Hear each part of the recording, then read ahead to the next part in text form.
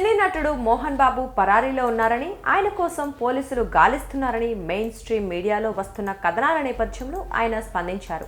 తన గురించి అవాస్తవాలు ప్రసారం చేస్తున్నారని ఆయన పేర్కొన్నారు. ఈ మేరకు ఎక్స్ వేదికగా ఆయన ఒక పోస్ట్ పెట్టారు. నా ముందస్తు బెయిల్ను తిరస్కరించలేదు. ప్రస్తుతం నేను మా ఇంట్లో వైద్యుల పర్యవేక్షణలోనే ఉన్నాను.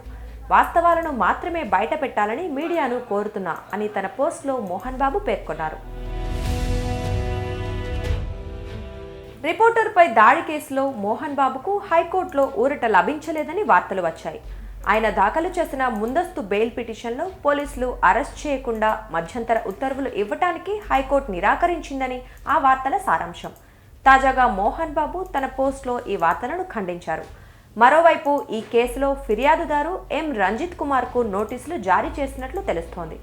కౌంటర్ దాఖలు చేయాలని పోలీసులను ఆదేశిస్తూ విచారణను ఈ నెల 19కి వాయిదా వేసినట్లు సమాచారం.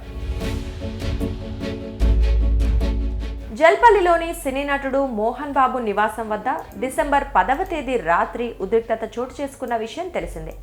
తెలంగాణ అదనపు డీజీపీని కలిసిన అనంతరం మనోజ్ దంపతులు మోహన్ బాబు నివాసానికి చేరుకోగా సెక్యూరిటీ సిబ్బంది వారిని అడ్డుకున్నారు. భద్రతా సిబ్బంది గేట్లు తీయకపోవడంతో మనోజ్ అక్కడి వారిపై ఆగ్రహం వ్యక్తం చేశారు. గేట్లు తోసుకొని లోపలికి దూసుకెళ్లారు. ఆయనతో పాటు అక్కడ ఉన్న మీడియా సిబ్బంది కూడా మోహన్ బాబు ఇంట్లోకి వెళ్లారు. ఈ ఉద్రిక్తతల నడుమ మోహన్ బాబు తీవ్ర అసహనానికి గురయ్యారు. అక్కడే ఉన్న మీడియా ప్రతినిధులపై ఆయన ఆగ్రహం వ్యక్తం చేశారు.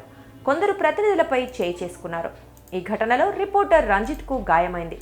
ఆయన ఫిర్యాదు మేరకు పోలీసులు మోహన్ బాబుపై కేసు నమోదు చేశారు. ఈ కేసులో ముందస్తు బెయిల్ కోసం మోహన్ బాబు హైకోర్టుకు వెళ్లారు.